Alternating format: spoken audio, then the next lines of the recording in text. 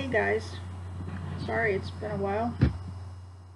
I'm trying a new thing today so that I have time to do everything, so that I make time to do everything I want to do every day. Okay, so I've been reading to you out of Encyclopedia Brown, but today I'm going to read you out of Treasury of Classic Stories. And I'm going to read you the last story in the book, The Musicians of Bremen. Okay? Once upon a time, a farmer had a donkey which had worked hard for him for many long years. But now the poor animal was old and unfit, and the farmer wanted to get rid of him. Isn't that just how it is? However, before he could, the donkey, who was a very wise beast, decided to run away and become a musician, as donkeys do. The donkey set off for the town of Bremen, but before he'd walked far, he found a dog lying on the road. The dog was panting and gasping to get his breath. "Why are you panting so hard, my friend?" asked the donkey.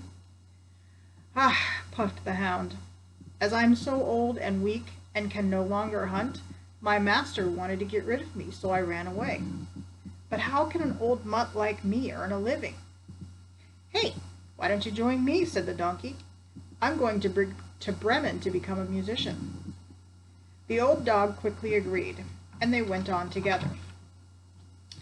After they had walked a short distance, they heard a cat meowing sorrowfully. It was sitting on the path with its tail drooped and its head hung low. That sounds more like a dog than a cat, but okay. "Oh dear," said the donkey. "What's wrong with you? You look very sad." "You'd be sad if your life was in danger. Because I'm old and toothless, and I prefer to lie beside the fire, instead of hunting for mice, my mistress wanted to get rid of me, so I ran away. But what am I going to do now?" "Come with us to Bremen. You sing beautifully and will make a fine musician." The cat thought it sounded like a splendid idea and decided to join them. They set off down the road, where they soon met a cockerel who was crowing with all his might. Only much louder, I'm sure. "Wonderful," cried the donkey. "You do make a splendid noise, but what's it all about?" "My mistress has threatened to wring my neck and feed me to her guests on Sunday," replied the cockerel. "Now I'm crowing while I still can." "We can't let that happen," said the donkey. "You'd better come with us. We're off to town to become musicians. If you can crow a bit more quietly, you could sing with us." The cockerel quickly agreed, and all four carried on down the road. That evening, the donkey and dog settled down beneath a tree. The cat settled on a low branch, and the cockerel flew to the top of the tree where it was safest.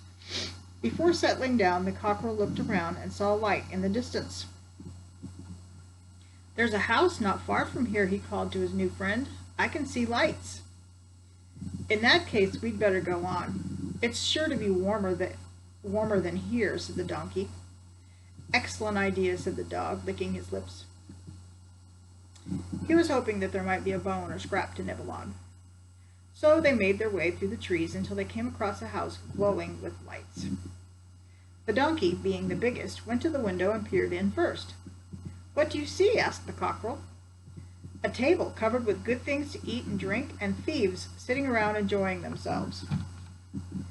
"This would be a perfect place for us to live," said the cockerel, and they all gathered round to talk. Before long, they came up with a plan for getting rid of the robbers. The donkey stood on his hind legs and placed his front hooves on the window ledge. The dog jumped on his back. The cat climbed on the dog's back, and last of all, the cockerel perched on the cat's head. Then they began to perform their music. "Ee-ow, ee-ow." The donkey brayed. That is not what a donkey sounds like, but, just go with it. "Woof, woof," the dog barked. "Meow, meow," the cat meowed. "Arr, arr, arr," the cockerel crowed. Then they all burst in through the window, shattering the glass and scattering the robbers in all directions. The thieves, who thought that some horrible monster had come for them, scampered away as fast as they could. The four animals sat down at the thieves' table and ate and ate and ate. Then they turned out the lights and searched for a bed. The donkey lay down on some straw in the yard. The dog lay on a mat beside the door. The cat curled up in front of the fire. And the cockerel perched on top of the chimney. After such a long and exciting day, they all fell swiftly to sleep. But they wouldn't have slept so quickly if they'd known that the thieves hadn't gone far. As soon as the thieves saw that the house was dark, they decided that they had been silly to run away, and the bravest was sent back to investigate. When the thief found the house so still and quiet, he went into the kitchen to light a candle. When he saw the fiery eyes of the cat glittering in the fireplace, he thought they were live coals and held some paper to them to get a light. The cat was furious. She flew at his face, spitting and scratching, as cats do. The thief was so scared that he ran for the door, but the dog, who lay there, sprang up and bit his leg. The injured thief raced across the yard, where the donkey kicked him smartly on his backside. Then the cockerel, who had been awakened by the noise, crowed with all his might. The terrified thief ran away from the house as fast as he could to join the other thieves. "There's a terrible witch in the house," he told his friends. "She spat at me and scratched my face with her long claws.